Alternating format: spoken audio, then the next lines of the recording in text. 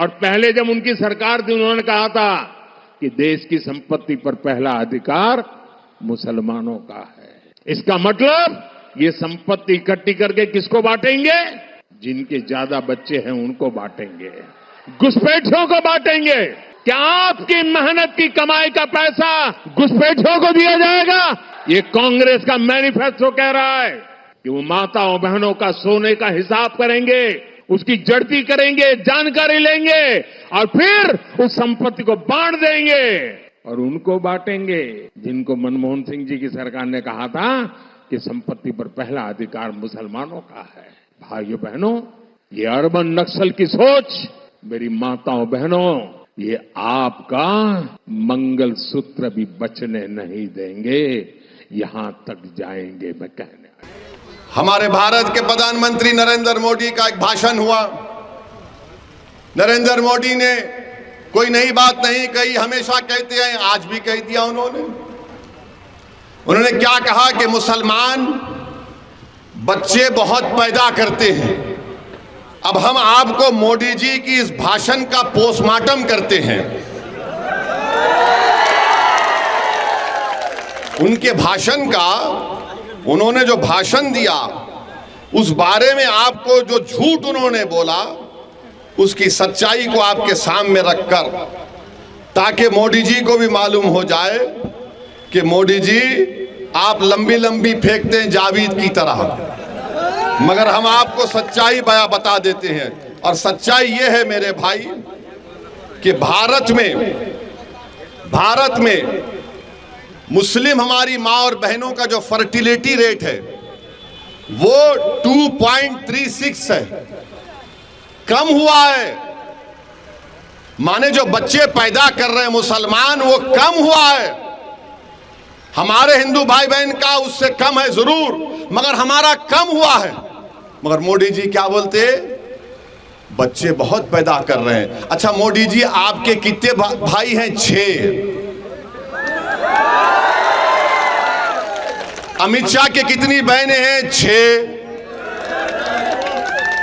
रविशंकर प्रसाद के कितने भाई बहन? 7। मगर इन सबको नजर आता मुसलमान बच्चे बहुत पैदा कर रहा है। ये एक गवर्नमेंट का डेटा बता रहे, फर्टिलिटी रेट 2.36। अब आप इस पे आ जाइए। दूसरा उन्होंने कहा कि यहां पर घुसपैठी हैं।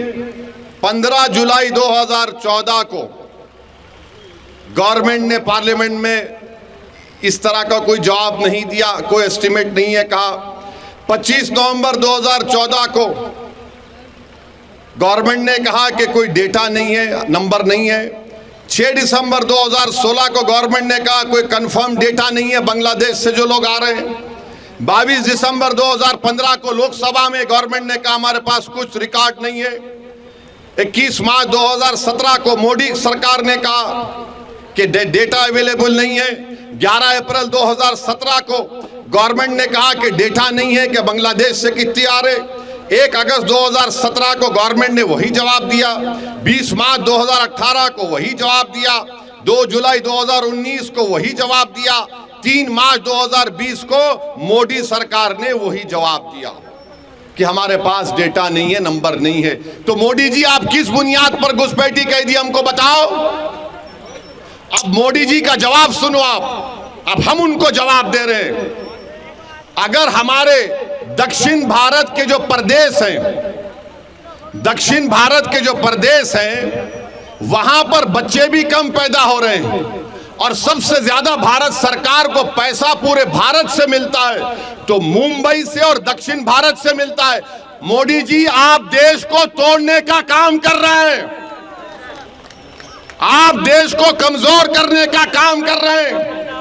अगर दक्षिण भारत के लोग बोलना शुरू कर दें कि हमारे पास पार्लियामेंट की सीट कम है, हम बच्चे भी कम पैदा कर रहे हैं, पैसे भी ज्यादा दे रहे हैं, तो तुम क्या जवाब दोगे भारत के प्रधानमंत्री? बताओ हमको, बताओ क्या जवाब दोगे आप?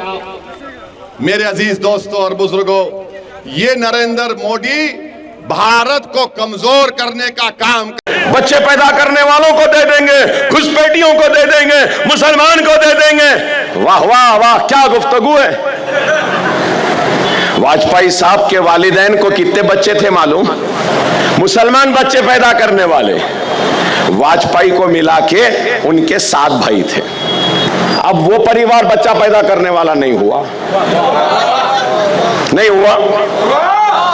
योगी आदित्यनाथ, हाँ,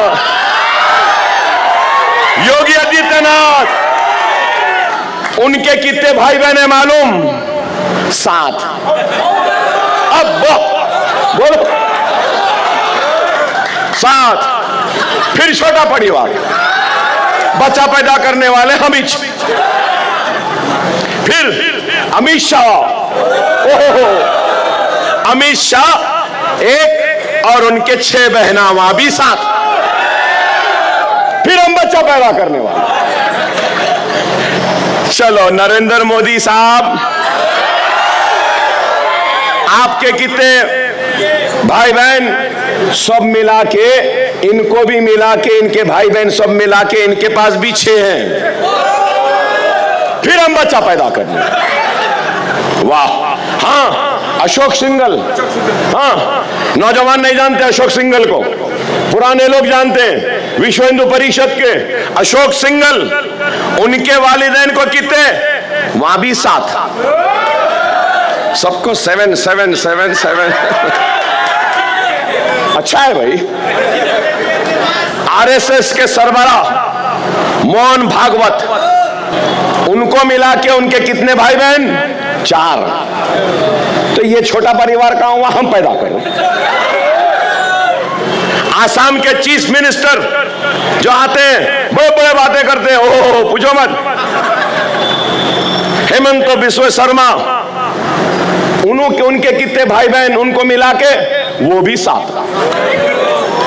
अब क्या बोलेंगे? बोलो आप, बोलो आप। हम घुसपैठी हैं?